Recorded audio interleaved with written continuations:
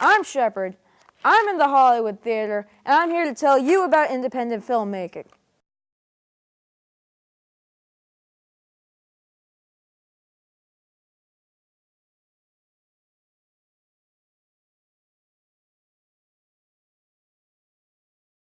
We're Sandy Montana, and Sandy Montana is a collective of 4 filmmakers: Colin Brown, Alec Cohen, Kurt Nishimura, who's not here today, and myself, Uli Beuter. I started off as a film editor, assistant film editor, and eventually worked myself up as becoming a post-production coordinator for the studios.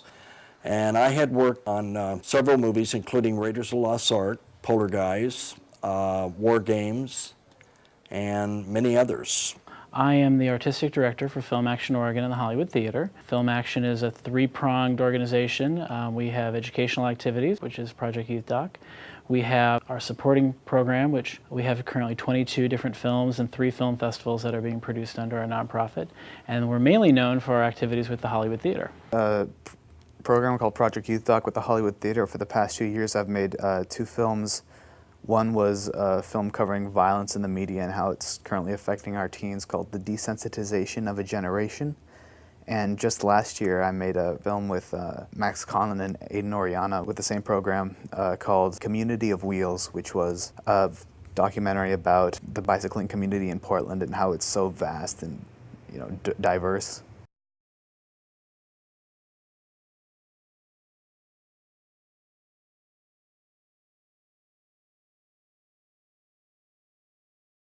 You have pre-production where you're trying to, first of all, you have to find what the central idea of your film is. Pre-production, I wish I'd spent a lot more time on that, knowing what I was going to be doing before I got onto the set and had a bunch of people waiting and lights being set up and not plotting things out the way that I probably should have. So if you don't have money, then you have to be quick on your feet and, come up with good solutions and be inventive in the ways that you go about, Maybe it's something where you don't have a lot of money to spend on props and on wardrobe.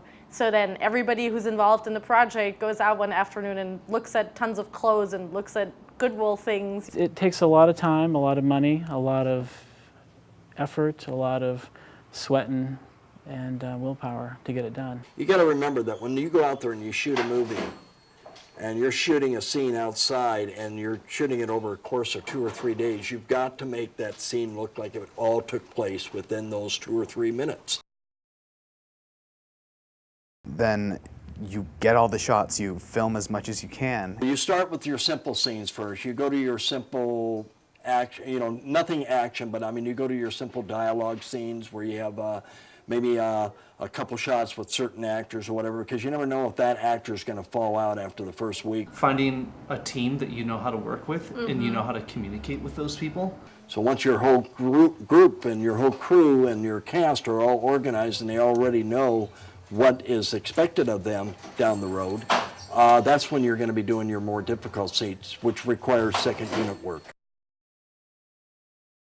And then you go to editing, which is where you sit at a computer for God knows how much time, and you just take pieces and eventually put it all together to make your final cut. It didn't used to be that way. 10, 15 years ago, equipment was too expensive. Your post-production was really super expensive. And now anybody with a mini DV camera and a laptop can actually make a movie. I think that there were 2 big problems that I remember running into.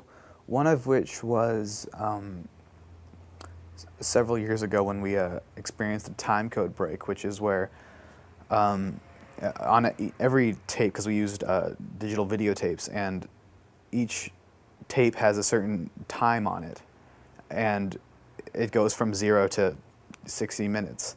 And what happens sometimes is if you rewind and record, the numbers will go to a certain time and then zero out and start again from the beginning. So when you're trying to log the footage into your computer and digitize it, it doesn't know which to choose, so you have to specify, which takes a lot longer of time. You got the elements of the sky, you got lighting that is changing constantly with the sun and whatnot. So all that stuff can be corrected in the lab. you know, when you take it into the lab and they're doing the timing on it. Now it's all done computerized. They just hook it up to a computer and they can go through that and they can correct everything. And it's amazing what the technology is today. I don't think I ever understood exactly how much time was really needed in post-production and editing.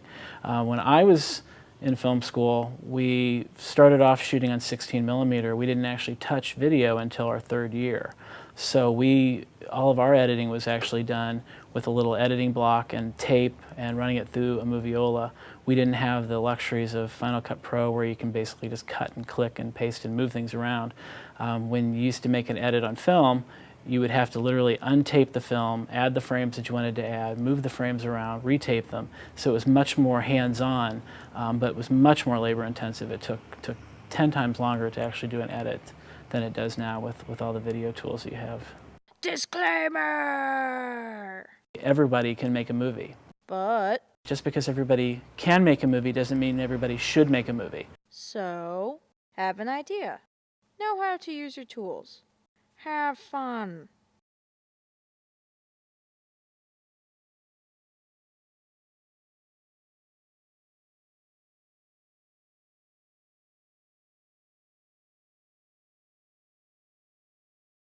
Everything we do is good. Only high quality. Oh, beep. Sorry, censored.